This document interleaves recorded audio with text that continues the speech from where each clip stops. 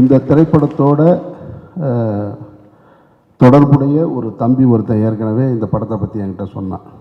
ஒரு படம் அந்த மாதிரி நவீன் சந்திரா நடிச்சிருக்காரு, 11 ஒரு படம், ரொம்ப நல்லா இருக்குண்ணே அப்படின்னா.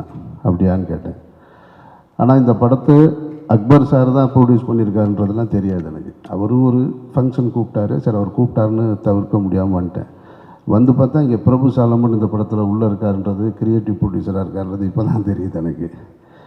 ஸோ பிரபு சார், அக்பர் சார், எல்லோரும் இமான் சார் இருக்குன்னா ஒரு நல்ல படமாக தான் இருக்க முடியும். ஆண்ட்ரியாவை ரசிக்கிறதை விட இமான் சாரை ரசிக்கலாம்னு நினைக்கிறேன் நான். கிட்டத்தட்ட அந்த பேன் இண்டியா மூவிலெல்லாம் ஒரு ஐட்டம் சாங் பண்ணுற அளவுக்கு கெப்பாசிட்டி கிரேஸ்ஃபுல்லாக இருந்தது. பாட்டு ரொம்ப நல்லா இருந்தது சார், அந்த பாட்டும் நல்லா இருந்தது.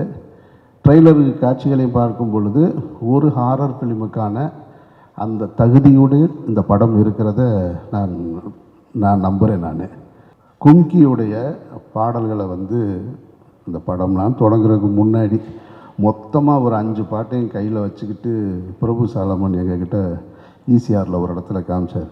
படம்லாம் இப்போ ஆரம்பிக்கவே இல்லை, வெறும் பாட்டு மட்டும்தான் இருந்தது. இந்த 5 பாட்டு கேட்டப்போ நான், கௌதம் மேனன், இன்னும் நிறைய டைரக்டர்ஸ் இருந்தோம், ஒரு இடத்துல உட்காந்துருந்தோம். ஒரு மீட்டிங்காக, டைரக்டர்ஸ் மீட்டிங்காக அப்போ காமிச்சார்.